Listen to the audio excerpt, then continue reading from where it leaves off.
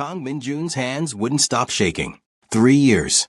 3 years of sitting at this table alone, pretending he was fine, pretending the grief didn't eat him alive from the inside. Today he decided it would be the last time. He stared at the empty chair across from him, Sophia's chair, and felt the weight of the small pill bottle in his jacket pocket. Just enough. Just peaceful. No mess for the hotel staff to clean up. He'd already written the instructions, transferred the accounts, arranged everything with a precision that had made him untouchable in his world. One more cup of tea. One more memory. Then silence. His hand trembled as he reached for the sugar cube. "Excuse me, sir." The voice shattered everything. Min-jun looked up, irritation flashing across his face before he could stop it. 2 identical girls stood beside his table. 10 years old, maybe.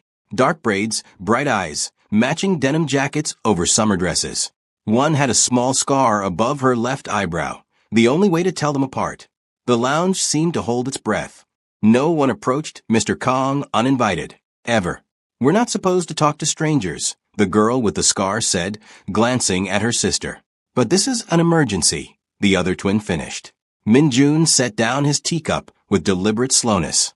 Several nearby, guests suddenly found their desserts fascinating. His fingers had stopped shaking. "Interesting. I'm certain the staff can help you find your parents." "That's the problem." The scarred twin stepped closer, seemingly unaware she was approaching the most dangerous man in 3 districts. "See that man in the boring suit by the entrance?" Min-jun followed her gaze. The hotel's security manager, Mr. Pearson, was indeed watching them. Pearson's eyes met Min-jun's for a fraction of a second before he looked away, sweat visible on his forehead even from this distance. "He's going to kick us out because we're unaccompanied minors disturbing the ambience." She made air quotes with impressive sarcasm for a 10-year-old. "Then perhaps you should wait outside." "Our mom is on a really important phone call," the second twin said, desperation creeping into her voice. "Her boss is being totally unreasonable about her taking tomorrow off for our school thing. And if she loses this job, we can't afford." "Maya, stop." The first twin grabbed her sister's arm. "Maya, so the one with the scar was—" Min-jun felt the pill bottle pressing against his ribs. He should send them away. Finish what he came here to do. End this. But his hands had stopped shaking for the first time in hours. "What exactly do you want from me?" he asked. The twins exchanged a look, one of those silent conversations that only siblings could have. "Would you pretend to be our dad?" the scarred twin asked. "Just for like 5 minutes, until our mom finishes her call?" Min-jun actually laughed. The sound felt foreign in his throat, rusty from disuse. Around them, people shifted uncomfortably. They'd never heard Mr. Kang laugh before. "Absolutely not. Please."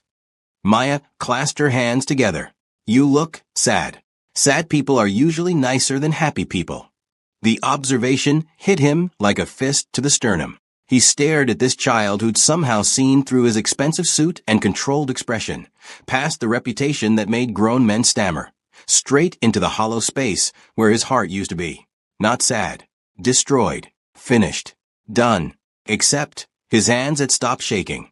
"That's Mia's superpower," the scarred twin. "She sees things about people." "And Mia's superpower is being bossy," Maya added. "I prefer natural leader." Min-jun glanced at the empty chair. At Sophia's chair. She would have loved these children, would have invited them to sit immediately, ordered them hot chocolate, made them laugh. What would Sophia want? Not this. Not the pill bottle. Not the ending he planned. "Mr. Pearson is coming over," Mia hissed. Indeed, the security manager was cutting across the lounge with purposeful strides, though his confident expression cracked with each step closer to Min-jun's table. Min-jun made a decision. Maybe the last good one of his life. "Sit down," he said quietly. The twins dropped into chairs so fast they nearly toppled backwards. "If you're already hooked, drop a comment below. Trust me, this gets better." "Mr. Kang." Pearson arrived, slightly out of breath, his voice careful and measured. "I apologize for the disturbance. These children were instructed. These are my daughters." Min-jun's voice could have frozen water. "Is there a problem?" Pearson's confident expression crumbled into confused apology. Every ounce of blood drained from his face. "I wasn't aware you had." I don't advertise my private life. Min-jun lifted his teacup with steady hands now, no tremor at all. Protecting these strangers required the same armor he wore when handling his organization's affairs. We're having tea, unless the Meridian Plaza has started discriminating against families. Of course not. My deepest apologies, Mr. Kong. Please, enjoy your afternoon. Pearson bowed before retreating. The twins stared at Min-jun with something approaching awe. That was amazing, Maya breathed. You didn't even raise your voice, Mia added. How did you make him so scared? Min-jun selected a lemon tart from a stand, placed it on a small plate, and slid it toward Mia. Then another for Maya. His silence was answer enough. The pill bottle felt lighter in his pocket. Less urgent. We won't make you regret this. They spoke in unison, then giggled. Min-jun watched them devour the tarts with unrestrained joy. When was the last time he'd seen anyone in his presence experience something with such pure, uncomplicated happiness? People were usually too terrified. Sophia loved lemon tarts too. She was never afraid of me. The thought didn't sting as badly as usual. Strange. So why are you sitting alone at a table for four? Maya asked through a mouthful of pastry. Maya. That's rude, Mia whispered. It's okay to ask questions. Not sad questions to scary men. I'm not scary, Min-jun said, then reconsidered. Well, I am. But not to you. Why not? Mia tilted her head. Because you just saved my life without knowing it. I haven't decided yet, he said instead. Maya grinned like she'd won something. So why the big table? Min-jun surprised himself by answering. My wife used to sit there. He nodded toward the chair across from him. We came here every year on our anniversary. Both twins went very still. Even their chewing stopped. Used to. Mia asked softly. She died 3 years ago, today. Oh. Maya's eyes welled up instantly. That's the saddest thing I've ever heard. It's certainly unbearable, Min-jun said, the honesty slipping out before he could stop it. Mia reached across the table and patted his hand with sticky fingers. The bodyguard position near the entrance shifted forward instinctively, but Min-jun shook his head slightly. Stand down. Our dad left when we were 5, Mia said. He said we were too expensive and too loud. He was wrong. Min-jun's voice went sharp, deadly. On both counts. Several guests flinched at his tone. The twins just smiled. That's what Mom says too. Maya's smile wobbled at the edges. A woman's voice cut through the lounge, breathless and panicked. Maya. Mia. Oh my God, I told you to wait by the... She appeared beside their table like a whirlwind in business casual. A black woman in her mid-30s, professional blazer slightly askew, phone clutched in one hand, purse sliding off her shoulder. Her eyes landed on Min-jun, widened in recognition not of him specifically, but of the type of man he was, then filled with protective fear. Girls. Come here. Now. Her voice shook slightly. Mom, it's okay. Mia protested. We asked him to pretend to be our dad so Mr. Pearson wouldn't kick us out, Maya explained with zero sense of self-preservation. The woman's face cycled through several shades of horror. She pulled both twins behind her, placing her body between them and Min-jun. I am so sorry, Mr. Kang. He stood slowly, watching her assess him. The tailored suit that cost more than most cars, the cold eyes, the way every staff member gave him excessive space. She was smart enough to be afraid, but brave enough to protect her daughters anyway. Min-jun. Mr. Kang. She swallowed hard. Whatever they did, whatever they said, they asked for protection from overzealous security. Min-jun gestured to the empty chairs. His voice softened slightly. They were very persuasive. We should go. She tugged the twins toward her. Min-jun felt the pill bottle again. If they left, he'd go back to his plan. Back to the ending. Actually, the word came out before he could stop it. The table is set for 4. Please, join me. The woman stared at him like he'd suggested jumping off the roof. Mom, he has chocolate eclairs, Maya stage whispered. And he's sad, Mia added. We can't leave sad people alone. Girls, this man is... She stopped, glancing at Min-jun, clearly trying to figure out how to explain danger to children without being rude. Complicated, Min-jun supplied. But not dangerous to you. You have my word. In his world. His word meant everything. She seemed to understand that, instinctively. I'm Sophie, she finally said, not moving closer. Sophie Rodriguez. And you've already met the Chaos twins. The chaos is actually refreshing. Min-jun pulled out Sophia's chair, Sophie's chair now, and waited. Sophie hesitated, studying his face. Whatever she saw there made her shoulders relax fractionally. I can't remember the last time someone offered me a seat, she said, finally stepping forward. Or tea, Min-jun added, signaling James over. Or peace, Sophie finished, watching her daughters immediately start debating which pastries to try first. James appeared with fresh cups, his professional mask barely concealing his shock at seeing Mr. Khan with guests. Friendly guests. Smiling guests. Another pot of Earl Grey, please, Min-jun said. And perhaps something more child-friendly? Hot chocolate with extra marshmallows, the twins chorused. 2 hot chocolates, Min-jun confirmed. Extra marshmallows. As James departed, moving faster than usual, Sophie pulled off her blazer and draped it over a chair.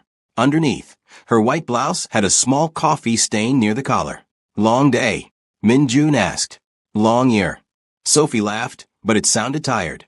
My boss doesn't believe in work-life balance. Or balance of any kind, really. I've been trying to get tomorrow afternoon off for 6 weeks. What's tomorrow? Father-daughter dance at school, Mia said, sipping her hot chocolate. But we don't have a dad, so Mom's taking us. Which is fine. Maya added quickly. Mom's the best. Sophie's smile was strained. They've been asking every man we meet to come with us. The mailman, our neighbor, the guy who fixed our dishwasher. We just want to fit in, Mia said softly. Min-jun felt something crack inside his chest. Not break, crack. Like ice beginning to thaw. Your daughters are remarkable, he said to Sophie. They're everything. Sophie's voice cracked slightly. Some days they're the only reason she stopped, glancing at the twins. Min-jun understood completely. Some days they're the only reason I get out of bed. Except he hadn't had a reason. Until 5 minutes ago. Your wife, Sophie said carefully. I'm sorry. That must be impossible, Min-jun supplied. The word you're looking for is impossible. Yes. Sophie nodded. When their dad left, people kept saying it would get easier. They were lying. People lie about grief constantly. Min-jun's hand drifted toward his jacket pocket, then stopped. As if there's a timeline. A schedule. His voice had gone rough. Sophie reached across the table, not touching him. Just close enough that her presence registered. But you still come here, she said softly. Every year. Same table. I don't know how to stop. Maybe you're not supposed to stop. Maybe you're just supposed to add more chairs. Min-jun looked at the twins, then at Sophie, then at the 4 chairs around this table. In his pocket, the pill bottle felt like a mistake now. A close call. A path not taken. That's terrifying, he admitted. Yeah. Sophie smiled. Most good things are. The twins negotiated the last macarons with elaborate fairness. Sophie sipped her tea with visible relief. Min-jun sat among them, his hands completely steady now, and felt something he hadn't felt in 3 years. Hope. The violin quartet transitioned into something softer, more intimate. Around them, the lounge had resumed its elegant rhythm, though Min-jun noticed several guests still stealing glances at his table. Let them look. Let them wonder why Kang Min-jun, a man who controlled half the city's underground operations through fear and calculated violence, was sharing tea with 2 children and their exhausted mother. He didn't care anymore. So what do you do, Mr. Kang? Sophie asked, wrapping both hands around her teacup. The twins looked up from their hot chocolate, marshmallow mustaches forgotten, suddenly interested in adult conversation. I manage certain interests, Min-jun said carefully. Business ventures that require discretion. That's a fancy way of saying something mysterious, Mia observed. Maya leaned forward, eyes sparkling. Are you a spy? Maya. Sophie's face flushed. That's incredibly rude. It's fine. Min-jun almost smiled. I'm not a spy. I'm more of a problem solver. What kind of problems? Mia asked. The kind people prefer not to discuss over tea and pastries. Sophie shifted uncomfortably, clearly trying to change the subject. The girls mentioned you've been coming here for years. The staff seems to know you well. I own the hotel. The admission slipped out before Min-jun could stop it. Sophie's teacup paused halfway to her lips. You own the Meridian Plaza, among other properties. Min-jun selected an éclair with deliberate casualness. It seemed practical. I spend considerable time here. Because of your wife, Mia said softly, her superpower kicking in again. Min-jun nodded. This was our place. Our tradition. She loved the tea service, the view, the music. He gestured around the lounge. I kept it exactly as she remembered it. That's romantic, Maya sighed. That's grief, Min-jun corrected gently. Romance implies hope. This is just remembering. Sophie set down her cup, her expression shifting from polite interest to genuine empathy. How did you meet her? No one had asked him that in 3 years. People either avoided mentioning Sophia entirely or offered meaningless condolences. But Sophie's question felt different, not intrusive, just curious. Human. At a restaurant, Min-jun said. I was conducting business. She was the chef. She cooked. Mia's eyes widened. Brilliantly. She could make anything taste like heaven. Min-jun's voice softened despite himself. I went there every week for 6 months before I had the courage to speak to her. 6 months. Maya giggled. That's a long time to be shy. I wasn't shy. I was terrified. Min-jun met Sophie's eyes. She was light. I was not. I couldn't imagine why she'd waste time on someone like me. But she did, Sophie said quietly. She did. For 7 years, she made me believe I could be different. Better. Min-jun's hand tightened around his teacup. Then she got sick. Pancreatic cancer. 6 months from diagnosis to, he stopped, unable to finish. The twins had gone very still, their usual energy dimmed by the weight of adult sadness. Sophie reached across the table again, and this time her fingers brushed his. Just briefly. Just enough. I'm sorry, she whispered. So am I. They sat in silence for a moment, the quartet playing something melancholy and beautiful. James appeared with fresh tea, refilled their cups without a word, and disappeared again. What about you? Min-jun asked, needing to shift focus away from his own devastation. You mentioned a difficult boss. Sophie laughed, but it held no humor. Difficult doesn't begin to cover it. I run a catering company. Well, I work for a catering company. My boss, Richard, thinks 18-hour days and weekend shifts are building character. He sounds terrible, Mia declared. He is terrible, Sophie agreed. But he pays slightly better than my other options, and slightly better means the girls can stay in their school. So? She shrugged, exhaustion evident in the gesture. You went to culinary school? Min-jun asked. 2 years at the Institute of Culinary Arts. Top of my class. Pride flickered across Sophie's face, then faded. Then I got pregnant with these two, and fine dining doesn't really accommodate single mothers with twins. Your husband left when they were babies? Husband is a generous term. He was their father, technically, but he decided fatherhood required too much responsibility and not enough freedom. Sophie's jaw tightened.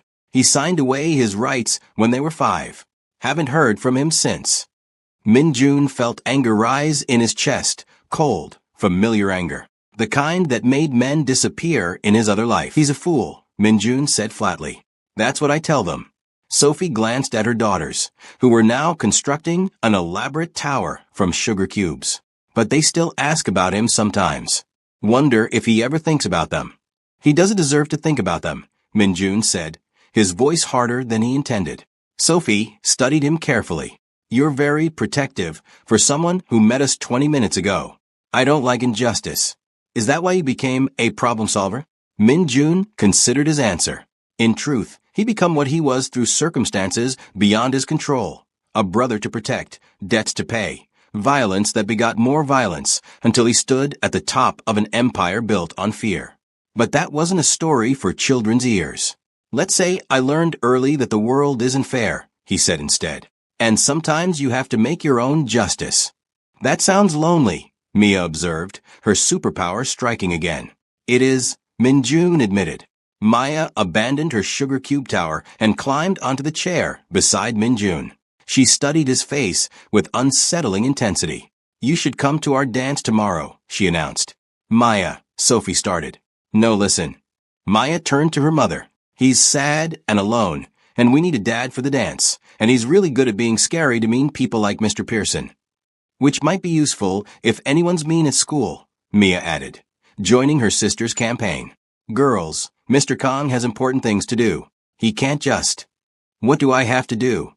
Min Jun interrupted quietly. Sophie stared at him. I'm sorry, tomorrow. What would I have to do? You can't be serious. I rarely joke about anything. Min Jun looked at the twins, who were vibrating with excitement. What time is this dance? 3 o'clock. Mia practically shouted. At Riverside Elementary. We wear fancy dresses, Maya added. And there's punch and cookies and a photographer. And everyone brings their dad except us, Mia finished, her voice dropping. Min Jun should say no. Should return to his world of calculated decisions and controlled environments. Should remember that he'd planned to end his life today, not complicate it further. But his hands were steady. His chest felt lighter. And these two girls looked at him like he could be something other than dangerous. I'll be there, he heard himself say. The twins erupted in squeals that made other guests turn and stare. They launched themselves at Min Jun, wrapping small arms around him in a double hug that nearly knocked him backward. Min Jun froze, unsure what to do with his hands. Then, slowly, carefully, he hugged them back. Sophie covered her mouth with both hands, eyes glistening. Thank you, she whispered when the girls finally released him. You have no idea what this means to them. And to you? Min Jun asked.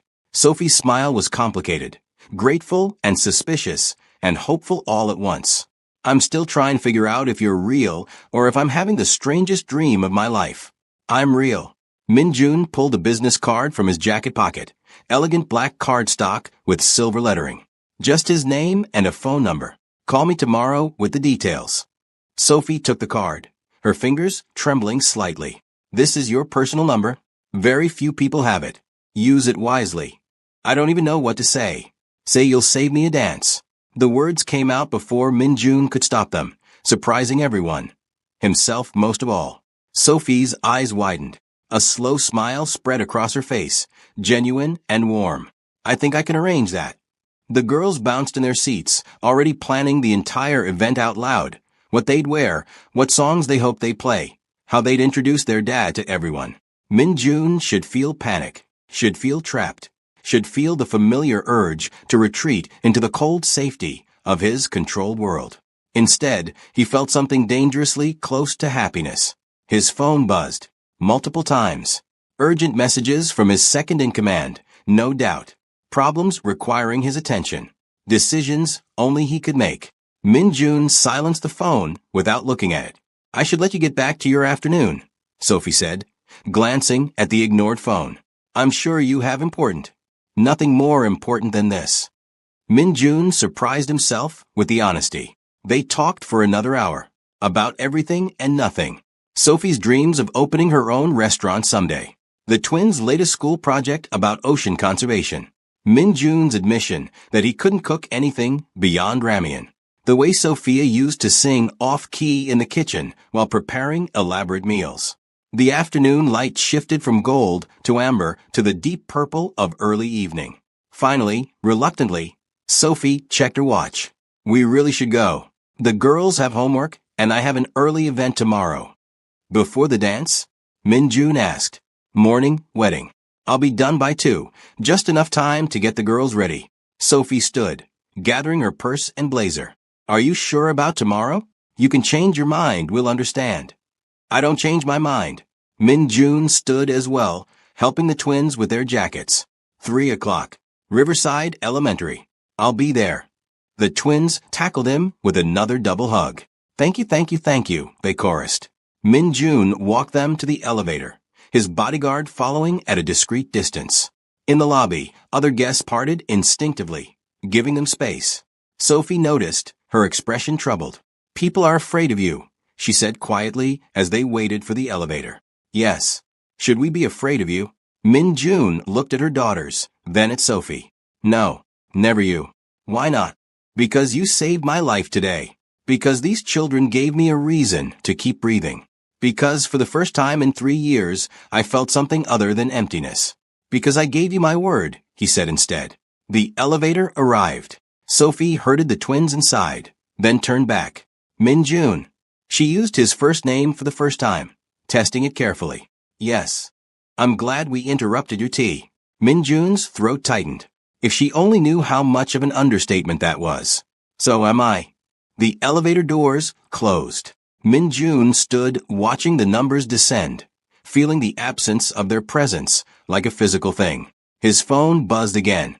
17 missed calls. 43 unread messages. Min-jun pulled out the pill bottle from his pocket, looked at it for a long moment, then walked to the nearest trash can and dropped it in. Sir. His bodyguard approached carefully. The situation at the warehouse requires your attention. They've been trying to reach you for hours. Handle it. Sir, with respect, they specifically requested. I said handle it. Min-jun's voice carried the edge that made men obey without question. I have more important things to do tomorrow. The bodyguard blinked, clearly shocked, but bowed. Yes, sir. Min-jun returned to his table.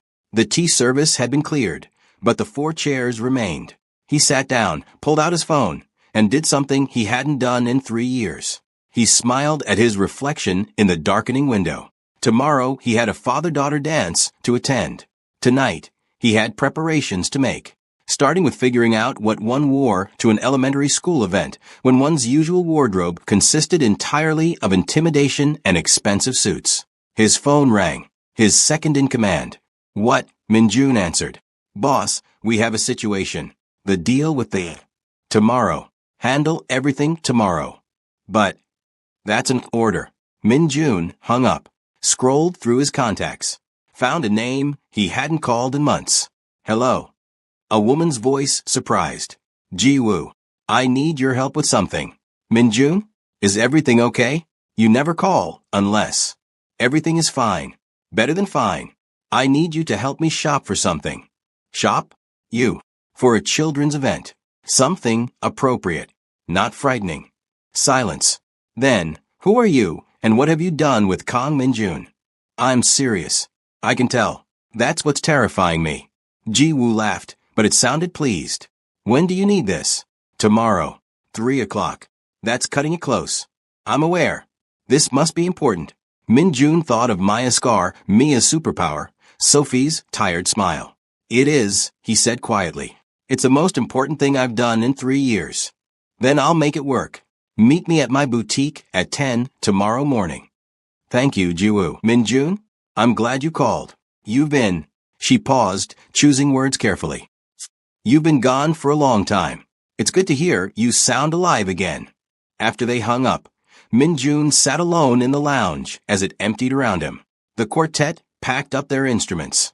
James approached with the check, which Min-jun waved away. He owned the hotel, after all. Good evening, Mr. Kang, James said. Will we see you next year? Min-jun considered the question. Next year. He'd been so certain there wouldn't be a next year. Yes, he said, but I might not be alone. James's professional mask cracked into a genuine smile. I'm very glad to hear that, sir. Min-jun left the hotel and climbed into his waiting car. His driver knew better than to ask questions, simply pulled into traffic and headed toward Min-jun's penthouse. As they drove through the city, his city, the one he controlled through networks of loyalty and fear, Min-jun realized he'd spent the entire afternoon not thinking about his organization, not thinking about territory or profit or the constant calculations that kept him in power. He'd just been a man, having tea, talking to a woman and her daughters, being human. It felt terrifying and wonderful and completely foreign. His phone buzzed with another message. This time he looked. Unknown number. Thank you again for today. The girls haven't stopped talking about you. Sophie. Min-jun stared at the message, tried to think of an appropriate response. Everything felt too formal or too casual or too revealing. Finally, he typed, Thank you for trusting me with them. See you tomorrow. 3 dots appeared immediately. Then, looking forward to it, Min-jun saved her number, looked at it for a long moment, then did something impulsive. He opened his photos, something he rarely did, as they were all of Sophia. Found his favorite, her laughing in this very lounge, sunlight catching her hair, absolutely radiant. He studied her face, her joy, her light. I met someone today, he whispered to the photo. Actually, I met 3 someones. 2 little girls and their mother. They're remarkable. Sophia's frozen smile seemed to approve. I think you'd like them. I think. Min Jun's voice cracked. I think you'd want me to be happy. Even if it means moving forward. Even if it means filling the empty chair. The photo didn't answer, of course. But Min Jun felt something shift inside him. Permission, maybe. Or acceptance. Or just the first tentative step toward letting go without forgetting. I'll always love you, he promised. But I think I'm ready to try living again. The car pulled up to his building. Min Jun climbed out, phone in hand. Sophia's smile still glowing on the screen. Tomorrow he'd attend a father-daughter dance. He'd probably be terrible at it. The other parents would likely recognize him and be terrified. He'd stick out like a wolf at a puppy party. But Maya and Mia would be happy. And Sophie would smile at him with those warm, knowing eyes. And for a few hours, Kang Min Jun wouldn't be a mafia boss or a feared criminal or a grieving widower. He'd just be Min Jun, a man trying to figure out how to be good for people who deserved goodness. It was the scariest thing he'd done in years. He couldn't wait. Min Jun stood outside Riverside Elementary at exactly 2:55 p.m., feeling more nervous than he had during any business negotiation in his entire life. Ji Woo had done well. Instead of his usual black suits, he wore charcoal slacks, a soft gray sweater, and a wool coat that made him look almost approachable. Almost. His bodyguard waited in the car half a block away, under strict instructions to remain invisible. Parents streamed past him into the gymnasium, most offering polite smiles before recognizing something in his bearing that made them hurry along. A few fathers nodded respectfully, the kind of respect that came from recognition, not friendship. Min Jun checked his phone. 2:57 p.m. His second-in-command had called 6 times this morning. Min Jun had ignored every call. Min Jun. He turned. Sophie was rushing toward him, slightly out of breath, looking absolutely beautiful, in a simple navy dress. The twins flanked her, matching in pink dresses with white cardigans, their braids adorned with ribbons. You came, Sophie said, and he heard genuine surprise in her voice. I said I would. I know, but I thought maybe you'd wake up and realize this was completely insane. It is completely insane, Min Jun agreed. I came anyway. Maya grabbed his hand. You look nice. Not scary at all. Well, maybe a little scary, Mia added. But like good scary. Like a superhero. Min Jun looked down at these 2 girls who'd saved his life without knowing it, and felt something warm expand in his chest. Shall we? He offered his arm to Sophie. She hesitated, then slipped her hand into the crook of his elbow. Fair warning. This might be awkward. Elementary school events are a lot. I've handled worse. Have you handled 40 10-year-olds hopped up on punch and cookies? Point taken. They entered the gymnasium together. Streamers hung from the ceiling in pastel colors. A DJ set up in one corner was already playing age-appropriate pop music. Tables lined the walls, covered in snacks and decorations. Parents and daughters filled the space, laughing and taking photos. The moment they entered, conversations died. Every parent within eyeshot turned to stare. Min Jun felt Sophie tense beside him. Everyone's looking, she whispered. Let them look. A woman approached, mid-40s over styled hair, clearly the PTA president based on her clipboard and air of authority. Sophie, so glad you could make it. Her eyes slid to Min Jun, widened slightly, then snapped back to Sophie with practiced politeness. And this is Min Jun, Sophie said, her voice steadier now. The girl's father. The lie came out so smoothly that even Min Jun almost believed it. Oh, I didn't realize you were. The woman's smile became strained. How wonderful. Welcome, Mr. Kang. Mr. Kang. Please, enjoy the festivities. She retreated quickly, already whispering to another parent. That was Mrs. Patterson, Sophie murmured. School gossip extraordinaire. By tomorrow, everyone will know you exist. Does that bother you? Sophie considered the question. Ask me in 24 hours. The twins dragged him toward the dance floor, where other father-daughter pairs were already swaying to the music. Min Jun stood frozen, suddenly aware he had no idea how to dance with children. Just hold our hands and sway, Mia instructed. It's not complicated. Unless you want to spin us, Maya added. Spinning is fun. Minjun took their hands carefully, as if they might break. The girls giggled and started bouncing to the music, pulling him into their orbit. And just like that, he was dancing at an elementary school father-daughter event. Around them, other parents stared. Some whispered. A few fathers nodded in recognition, men who knew exactly who Kang Minjun was and were smart enough to keep their distance. But the twins didn't notice.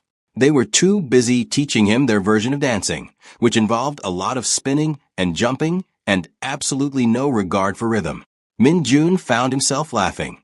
Actually laughing. Sophie watched from the sidelines, her phone out, capturing photos. When the song ended, Minjun walked over to her. Your turn, he said. What? Dance with me. Minjun, this is a father-daughter dance. And you've been both mother and father to them for years. Dance with me.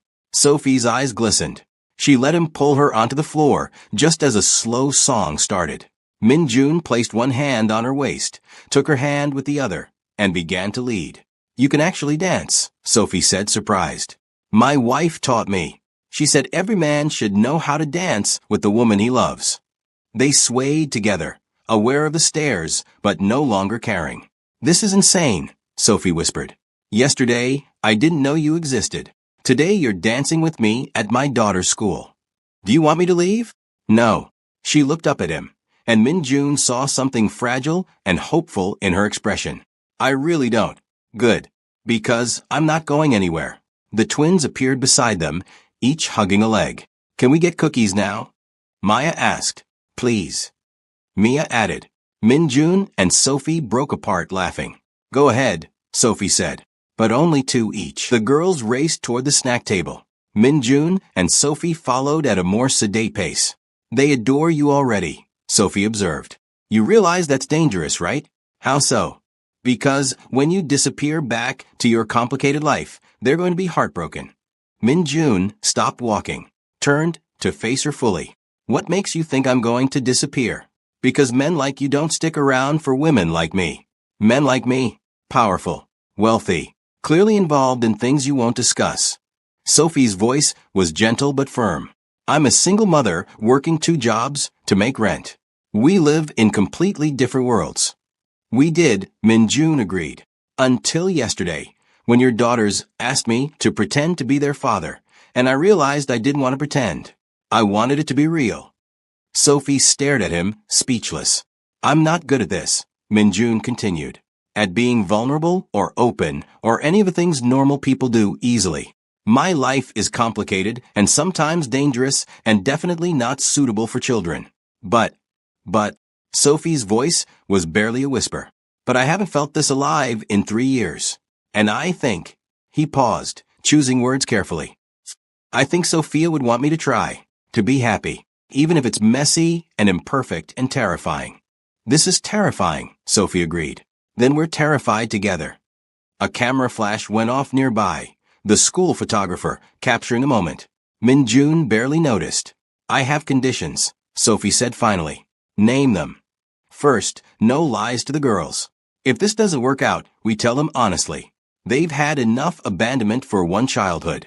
Agreed. Second, I need to know what you actually do. Not details, but enough to know if my daughters are safe around you. Minjun took a breath. I run an organization that operates outside legal boundaries. I manage territory, solve disputes, and ensure certain business ventures remain profitable.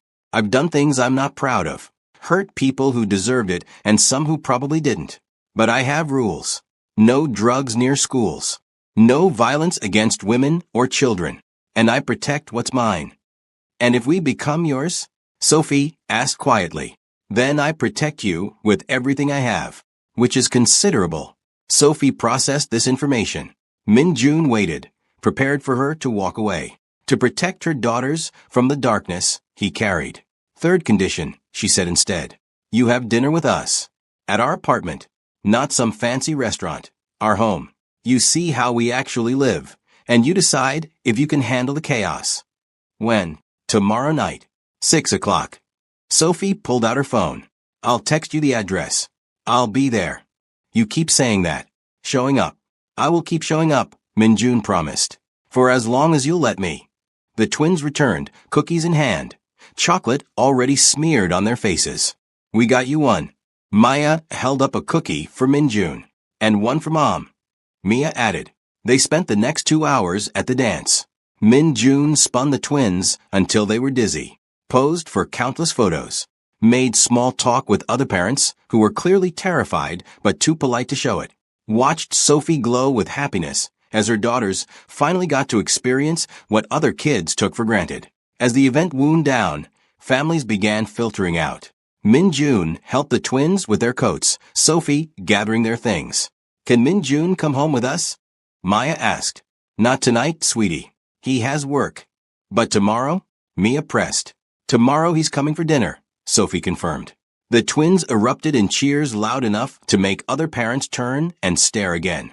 Outside, the late afternoon sun painted the sky in shades of orange and purple. Minjun walked them to Sophie's car, a beat-up Honda that had seen better days.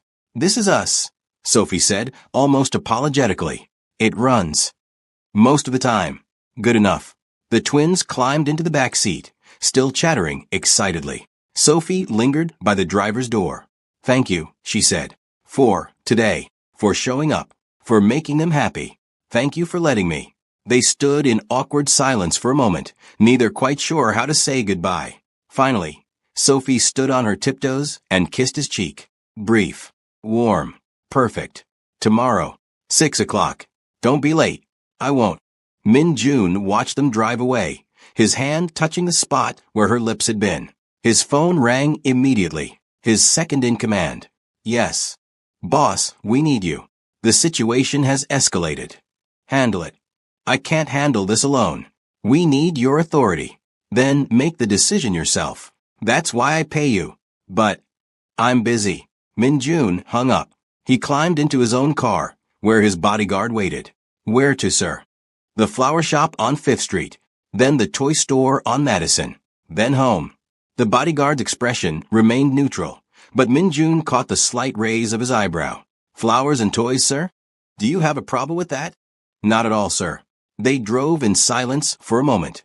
Sir, if I may ask, what happened yesterday?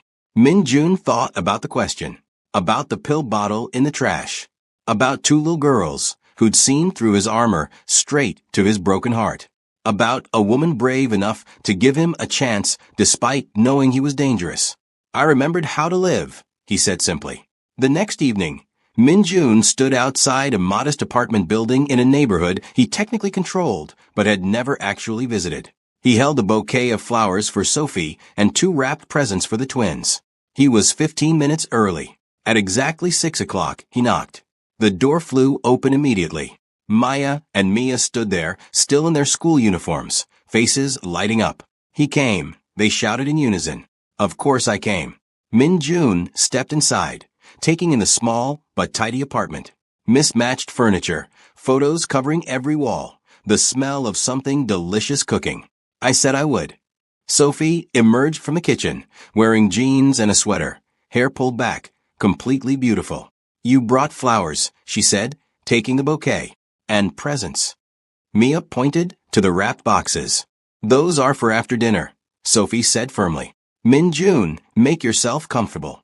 Dinner's almost ready. The twins dragged him to the couch, showed him their school projects, their favorite books, their collection of rocks from the park. Minjun listened to everything, asked questions, genuinely interested. Sophie called them to dinner, a simple meal of roasted chicken, vegetables, and rice. They sat around a small table that barely fit 4 people. We usually say grace, Maya said. Is that okay? Of course. They held hands around the table. Minjun found himself between Mia and Sophie, their hands warm in his. Thank you for this food, Maya recited. And for our family. And for bringing Minjun to us. Amen. Amen, they echoed. Minjun's throat tightened. Family. When was the last time he'd been part of a family? Dinner was chaotic. The twins talking over each other. Sophie mediating disputes about who got the last roll, laughter and warmth filling every corner. Minjun couldn't remember the last time he'd experienced something so normal and so perfect. After dinner, the twins opened their presents, art supplies for Maya, a science kit for Mia. They thanked him with fierce hugs that Min-jun was getting better at accepting. Sophie put them to bed at 8, reading them a story while Min-jun cleaned up the kitchen. When she emerged, she found him drying dishes, looking completely out of place in his expensive sweater surrounded by her mismatched plates. "You don't have to do that," she said. "I want to." They worked in comfortable silence, washing and drying together. "So," Sophie said eventually, "still think you can handle the chaos?" "I think the chaos might be exactly what I need." "They're going to get attached. Really attached." "I'm already attached." Sophie set down her dish towel, turned to face him fully. "I need to know this is real, Min-jun. I can't let my daughters fall in love with someone who's going to disappear when things get complicated. I'm not going anywhere." Min-jun stepped closer. "I spent 3 years believing my life was over. Then 2 little girls asked me to pretend to be their father, and I realized I didn't want to pretend anymore. I want this. All of it. The chaos and the complications and the mismatched furniture and the simple dinners. I want you and Maya and Mia. You barely know us. I know enough. I know you're brave and strong, and you've built something beautiful despite impossible odds. I know your daughters are remarkable, and they deserve a father who shows up. I know that for the first time since Sophia died, I feel like I have a reason to wake up in the morning." Sophie's eyes filled with tears. "This is insane," she whispered. "Completely insane," Min-jun agreed. "I have baggage, debt, an ex who might show up someday, a boss who will absolutely make my life difficult if I take any more time off. Give me his name. Min-jun. I'm serious. Give me his name, your debt, any problem you have. Let me help. I can't ask you to. You're not asking. I'm offering." Min-jun took her hands. "Let me be part of this. Please." Sophie studied his face for a long moment. Whatever she saw there made her decision. "Okay," she said softly. "Okay, but we go slow. The girls need stability, not a whirlwind. As slow as you need. And you have to promise, if this gets too real, too messy, too much, you tell me. You don't just disappear. I promise." Sophie leaned forward and kissed him. Not on the cheek this time, but properly, softly, full of possibility. When they broke apart, Min-jun was smiling. "What?" Sophie asked. "I haven't been kissed in 3 years. How was it? Worth the wait?" They moved to the couch, talking until midnight about everything. Her dreams of opening a restaurant, his guilt about his organization, how to blend their impossibly different worlds. Min-jun was honest about his work, the dangers, the moral ambiguity. Sophie listened without judgment, asking questions, setting boundaries. "I don't want the girls exposed to anything violent," she said firmly. "They won't be, ever. And if your work puts us at risk, then I'll handle it. That's what I do. I handle problems." "What if the problem is you?" Sophie asked quietly. Min-jun considered this. "Then I walk away. I disappear from your lives completely. Because keeping you safe matters more than my happiness. That's not what I want. What do you want?" "I want you to stay. I want the girls to have a father who loves them. I want." Sophie paused, vulnerable. "I want to not be alone anymore." "Then let me stay." 5 months passed. Min-jun became a fixture in their lives. Sunday dinners, school pickups, bedtime stories. He taught the twins basic Korean phrases, helped with homework, attended every school event, gradually becoming less terrifying to other parents. His organization ran smoothly despite his reduced hours. Turned out delegating actually worked when you had competent people. Sophie quit her catering job. Min-jun helped her start her own company, not charity, but a proper business loan with strict repayment terms because Sophie's pride demanded it. Within 3 months, she had more clients than she could handle. They hadn't defined what they were, not officially, but Min-jun kept a toothbrush at the apartment. Sophie had a key to his penthouse. The twins called him Min-jun, but introduced him as our dad to anyone who asked. It was messy and complicated and absolutely perfect. Then, one Tuesday in October, Mia fell at school. Broke her arm badly enough to require surgery. Min-jun was in the middle of a critical meeting when Sophie called, voice shaking. "They're taking her to Mercy Hospital. I'm stuck across town at an event. I can't get there for at least an hour." I'm already leaving. Min Jun stood, collected his coat, and walked out while his associates sat in stunned silence. He'd never left a meeting early, ever. He reached the hospital in 20 minutes, found Mia in the ER, terrified and in pain. Maya sat beside her, trying to be brave. Min Jun. Mia's face crumpled with relief. It hurt so much. I know, sweetheart. But the doctors will fix it. He took her good hand, let her squeeze as hard as she needed. I'm here. I'm not going anywhere. The nurses tried to make him leave. Family only. Min Jun's expression stopped them mid-sentence. I am family, he said quietly, but with absolute authority. They didn't argue. He stayed through the x-rays, the discussions with surgeons, the terrifying wait during the procedure. When Sophie finally arrived, breathless and panicked, she found Min Jun in the waiting room with Maya asleep against his shoulder. How is she? Sophie asked. Surgery went well. She'll be in recovery soon. Min Jun stood carefully, transferring Maya to a chair. The surgeon said she'll heal perfectly. Sophie collapsed into his arms, sobbing with relief. Min Jun held her, stroking her hair, murmuring reassurances. Thank you, she whispered. Thank you for being here. Where else would I be? When Mia woke up, groggy from anesthesia, she looked around the hospital room at Min Jun, Sophie, and Maya. We're all here, she said, smiling despite the pain. The whole family. Min Jun felt something click into place. This was his family now. These 3 people were his reason for everything. 3 weeks later, on a crisp November evening, Min Jun took them all back to the Sapphire Lounge. The table for 4 waited, just as it always had. But this time, every seat would be filled. The twins, now more mature, more confident, sat with practiced elegance. Sophie, in a beautiful dress Min Jun had insisted on buying, looked radiant. James served them with a knowing smile. It's good to see you all together, Mr. Kong, he said quietly. Min Jun looked around the table, at Maya's bright eyes, at Mia's cast, covered in signatures and doodles, at Sophie's warm smile. 3 years ago, he'd sat here alone, planning to end his life.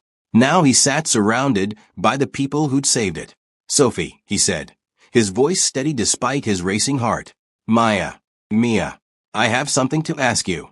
He pulled out a small box, not just 1 ring, but 3. A beautiful diamond for Sophie. 2 delicate gold bands for the twins. The lounge seemed to hold its breath. I know we've only known each other for months. I know this is fast and probably crazy. But Min Jun looked at each of them in turn.